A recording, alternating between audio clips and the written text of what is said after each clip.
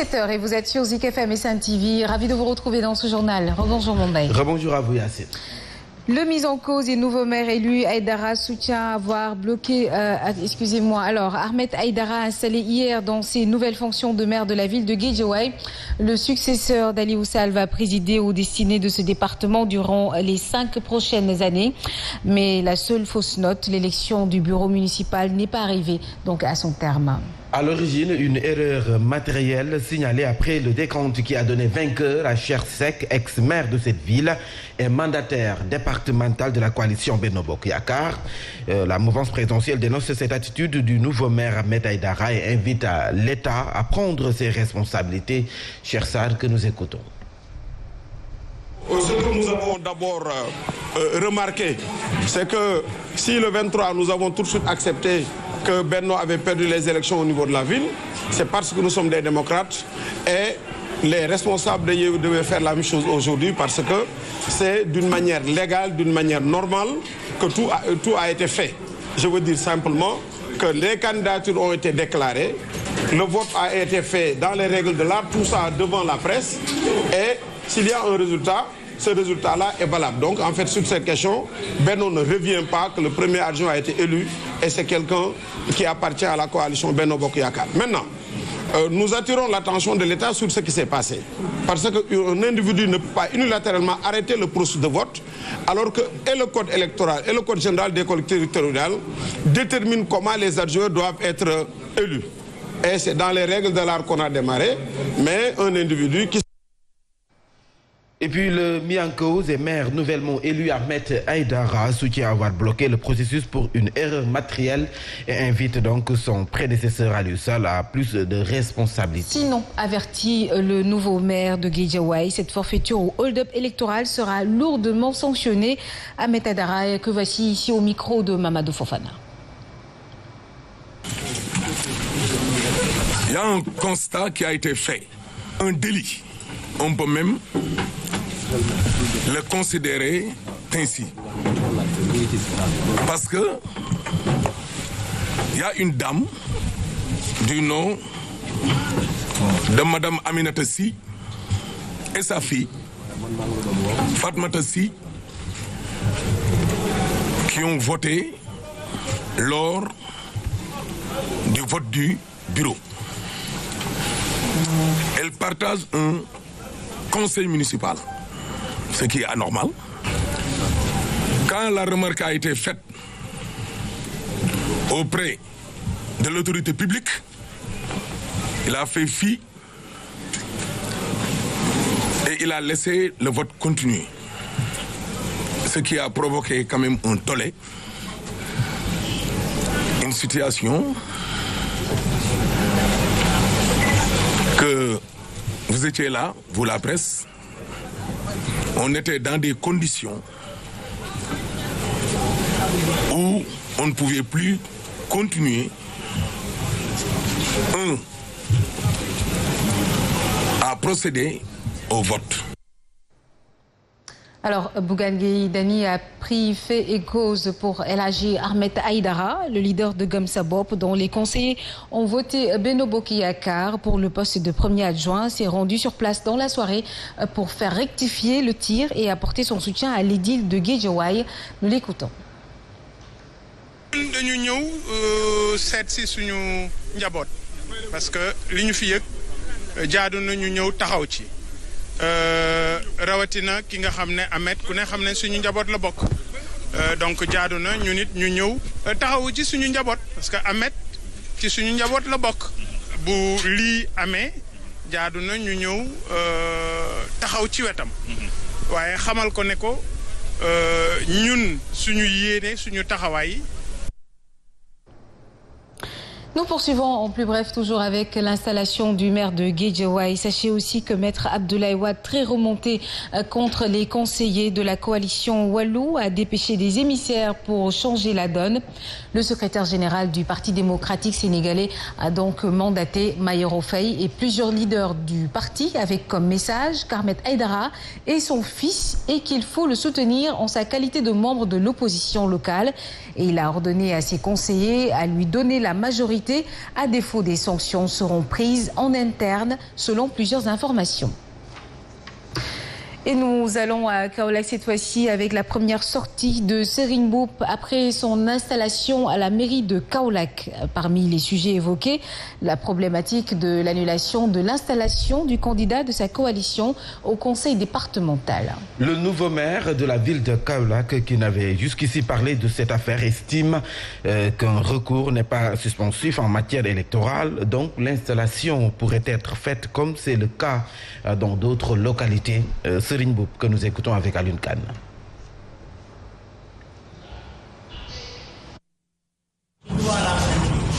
C'est une affaire technique, la justice. Donc, je ne peux pas blâmer directement la justice. Pourrais-je dire que le report de l'installation de Benzeloun au conseil départemental n'est pas juste? Ça, non. Je reste neutre par rapport à cette question, par respect à nos institutions.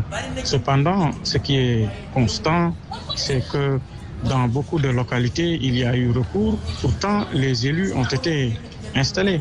Cette situation ne profite pas, en tout cas, aux Kaolackois.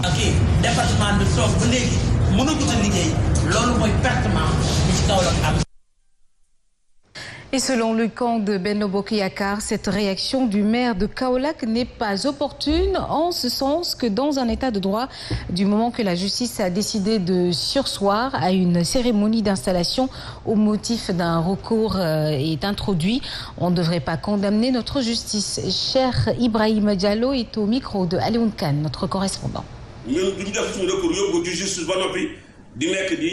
Je dis au camp de Serigne Mboup d'arrêter ces agissements, car c'est un manque de confiance à l'égard de notre justice. Il y a eu recours et seul le juge sait pourquoi il a annulé cette installation au conseil départemental. Donc, attendons, c'est tout. Pape Demba Bitèye ne peut pas retirer ce recours, car la victoire appartient aux Kaolackois.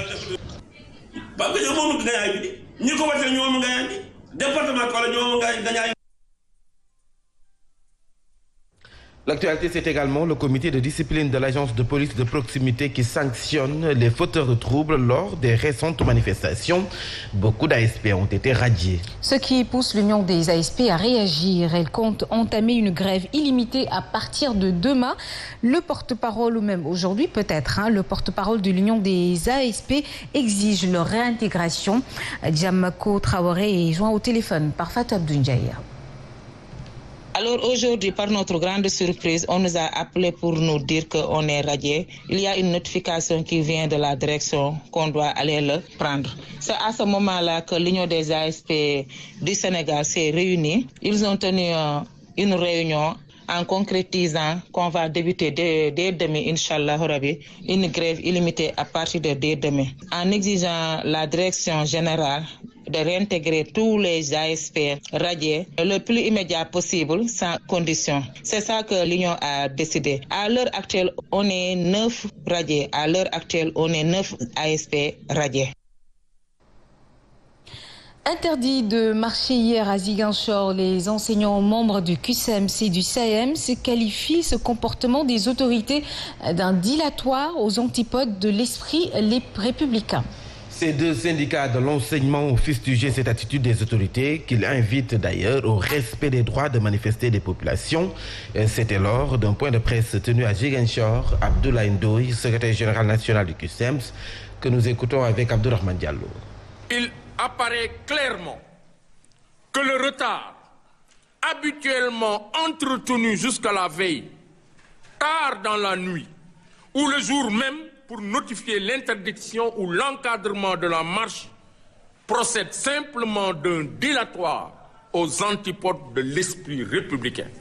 Le gouvernement doit savoir que le droit de marcher pacifiquement, c'est un droit qui est inscrit dans la Constitution du Sénégal. Le QSEMS et le SAEMS fustigent cette attitude et demandent au gouvernement de respecter les libertés individuelles et collectives et de respecter le droit de manifester pacifiquement, qui est un droit inscrit dans la Constitution du Sénégal. Vas-y. À côté des enseignants et agents de santé, il y a aussi la grogne des agents d'assistance à la sécurité de proximité, ces ASP, qui n'ont d'ailleurs pas hésité à braver l'interdiction de leurs manifestations dans des villes comme Dakar, Kolda, Kaolack ou même Ziguinchor. C'est dire que le Front social donc est en ébullition et l'État du Sénégal a du pain sur la planche. Mohamed Diop pour plus de détails.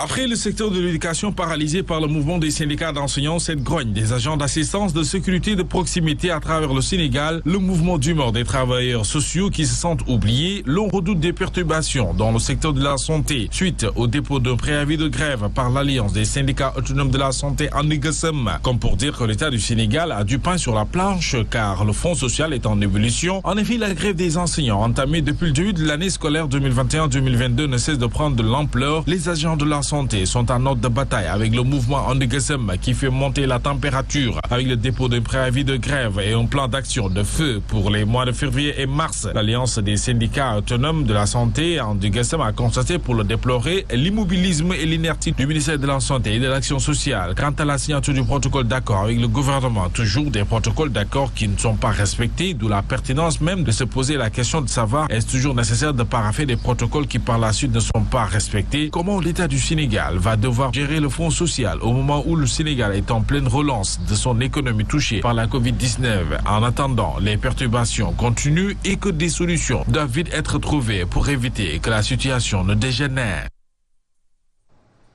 C'est encore et toujours l'impasse au niveau des structures de la Poste donc au Sénégal.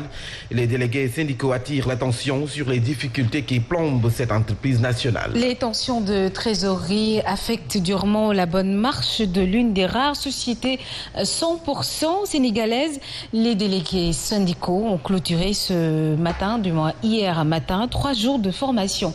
Un reportage de Charmeti Diansek, Mansour Diaye. Les délégués syndicaux de la Poste ont profité de le conclave pour encore évoquer les difficultés que traverse l'entreprise nationale. Alors ces difficultés, c'est des difficultés financières, hein. C'est de cela qu'il s'agit. Quand les clients se présentent, on ne peut pas les servir parce que nous n'avons pas ce moyen important qui est le moyen financier pour permettre un peu de faire des opérations sur compte, des transferts, vous voyez un peu. Donc les difficultés sont toujours là. Pour les responsables du syndicat national des travailleurs des postes et télécommunications, des solutions sont bien possibles si l'État arrête de faire la sourde oreille. À travers donc ces marchés, permettre à la Poste de tirer tout ce qui est bulletin de vote, comme je viens de vous le dire, mais aussi les bulletins de salaire des fonctionnaires de l'État. La Poste ne doit pas être appelée à disparaître parce que tout simplement, c'est tout le Sénégal, c'est tout un pan de l'économie du Sénégal qui va le ressentir. À qui l'État a permis d'avoir du travail, de le conserver. Mais la vocation d'un État ne peut pas être, après avoir permis à des milliers de Sénégalais d'avoir du travail, de le perdre. Une deuxième cohorte de 75 délégués syndicaux venus de toutes les régions du Sénégal était en conclave au Lac-Rose, à Rufisque. Nous allons à Fatick, cap sur Bettenty, dans la commune de Toubacouta. Dans cette localité, les populations insulaires, notamment les femmes, sont confrontées à des difficultés de mobilité, surtout d'accès à l'échographie. Le GIE Mbadat et la Fondation Sonatel veulent inverser la tendance en mettant donc à leur disposition un appareil d'échographie, nous dit Alun Badara Sonko. Nous sommes à Bettenty, une localité située dans la commune de Toubacouta. Ici, les femmes font des kilomètres pour accéder à l'échographie. Femmes des îles du Saloum qui sont confrontées quotidiennement à cette galère. Lorsque enceintes, nous sommes amenés à aller passer nos radios d'échographie à Sokone, Kaolack ou bien ailleurs. Pour corriger cette disparité, la Fondation Sonatel a apporté son soutien à ces dames en mettant à leur disposition un appareil d'échographie. Dès qu'on a eu l'écho, on aura l'appareil d'échographie, nous avons pris les dispositions au niveau district. L'échographie sera disponible à Bettenty 24 heures sur 24 et 12 mois sur 12, Inch'Allah. Fruit d'un partenariat entre la Fondation Sonatel, le district de Sokone et le GIE Mbadat, cet appareil d'échographie va contribuer de façon efficace à la prise en charge sanitaire des populations insulaires de toutes les îles du Saloum.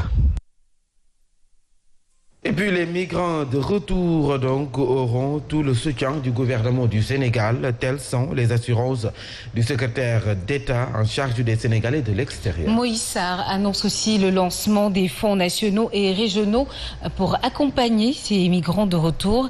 Rencontre s'est tenue donc ce jeudi à Toubacouta dans le département de Foundiougne. Nous l'écoutons avec Alioune Badara Sonko. Nous devons à toute lucidité ouvrir d'autres perspectives et aller vite, mais bien, et en quoi faisant, en lançant et rapidement ce qu'on appelle les fonds nationaux et les fonds régionaux pour aider les migrants de retour, surtout ceux qui disposent de projets, à pouvoir les exécuter dans les terroirs ou bien dans les zones d'origine. Cette approche qui consiste à prendre la migration sous l'angle du développement et non pas uniquement du tout sécuritaire, soit une approche bénéfique et qui commence à inspirer d'autres pays qui veulent venir voir comment le Sénégal, avec ses partenaires, est en train de prendre à bras le corps la question de la migration irrégulière en la combattant sous toutes ses formes. Le focus donc de cette année, c'est sur les maladies neurodégénératives qui évoluent lentement et qui peuvent être diagnostiquées. Leur prise en charge est difficile et les médicaments coûtent cher et sont quelquefois non disponibles. Et puis, comme vous l'avez dit, Yacine, la cérémonie d'ouverture donc de ce 4e congrès scientifique de l'association sénégalaise de neurologie s'est ouverte à l'UCAD 2, c'est à l'université Cheikh Anta Diop de Dakar, à Chening. Son reportage, vous l'aurez dans nos prochaines éditions. Vous l'aurez sans doute remarqué, un nuage de poussière couvre Dakar depuis hier matin. Les particules de poussière touchent également le nord, l'est et même le centre du pays. Du coup, la visibilité donc est réduite sur une bonne partie du territoire. Le phénomène va durer jusqu'à samedi. Abdoulaye Diouf, ingénieur prévisionniste météo à l'ANACIM, que nous écoutons avec Evelyne Mandioba. Effectivement, nous avons un temps poussiéreux sur le pays, notamment sur les localités nord, centre, mais également sur le centre-ouest, particulièrement à Dakar. D'ailleurs, ces visibilités ont atteint 3500 mètres à Dakar à 11h. À Podor, nous avons eu 4000 mètres et à Kaolack 4500 mètres à la même heure. Donc, globalement, ce qui est constaté, c'est une réduction progressive des visibilités. Cette réduction des visibilités par les particules de poussière sont dues à un renforcement des vents au niveau du désert du Sahara, surtout sur la partie sud de la Mauritanie, avec des vents qui ont atteint les 7,5 mètres par seconde, voire plus au niveau du sol. Vous avez fait le constat, cette poussière qui nous vient donc du désert a sensiblement détérioré la qualité de l'air. Elle peut avoir un impact sur la santé des personnes allergiques et des asthmatiques qui sont invités à se prémunir. Abdoulaye Diouf, ingénieur prévisionniste météo à l'ANACIM, toujours avec Evelyne Mandjouba.